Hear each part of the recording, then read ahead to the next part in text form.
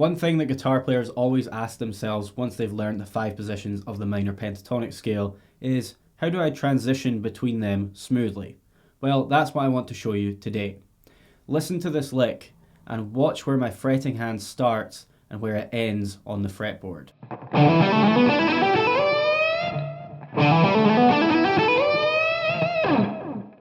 In this one short lick, I have moved up through 4 out of the 5 positions of the minor pentatonic scale. I started in position 3, moved up to 4, then up to 5, and then ended in 1.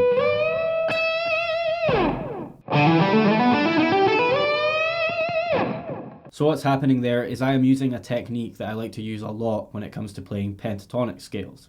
It involves playing a hammer-on followed by a slide. For example, I'm going to play a hammer-on from fret 5 to fret 7 on the A string.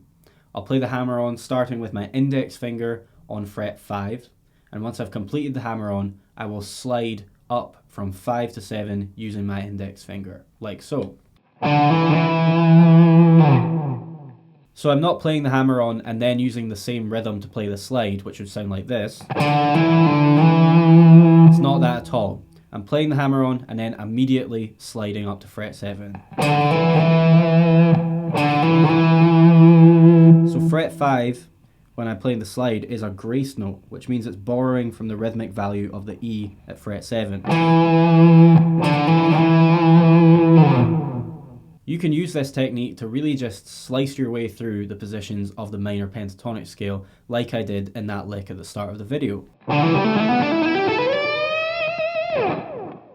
What I would recommend practicing at first to get used to the motion of this technique would be to play up the scale on one string at a time, like so.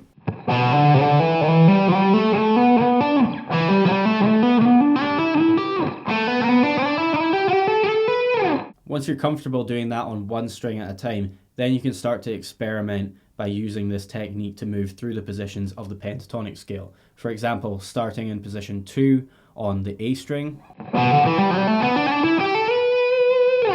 I would start by playing a hammer-on from 2 to 5, and then applying the technique to the same frets on the D string. So hammer and slide, then hammer on to 7. Now we're in the 3rd position of the scale, and then apply the technique to the notes in that position on the G string, which would be 4 to 7, so 4, 7, slide.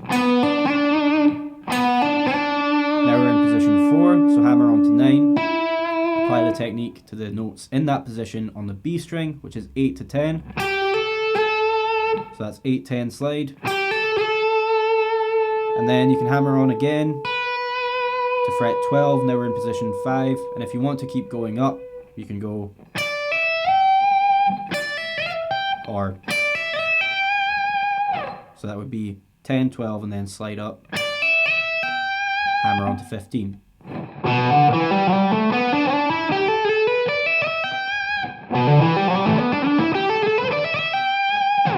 So that's just a couple of examples of how you can use the combination of hammer-ons and slides to slice your way up through the positions of the pentatonic scale. Of course, you don't have to follow that exact pattern every single time, you can just throw it in as part of another lick.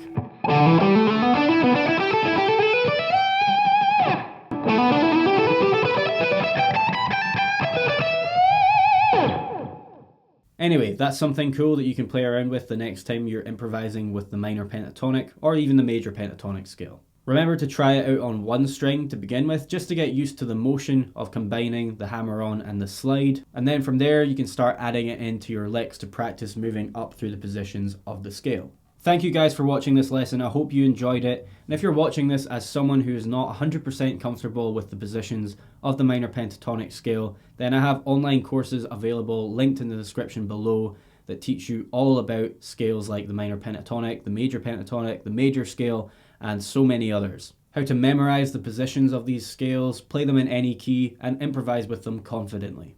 The links in the description box below will save you up to 50% of the total price, so check them out if you are interested. If you did enjoy this video and you feel like you got something valuable out of it, then please smash that like button below, share it with your friends, click subscribe for more, and I'll see you guys in the next one.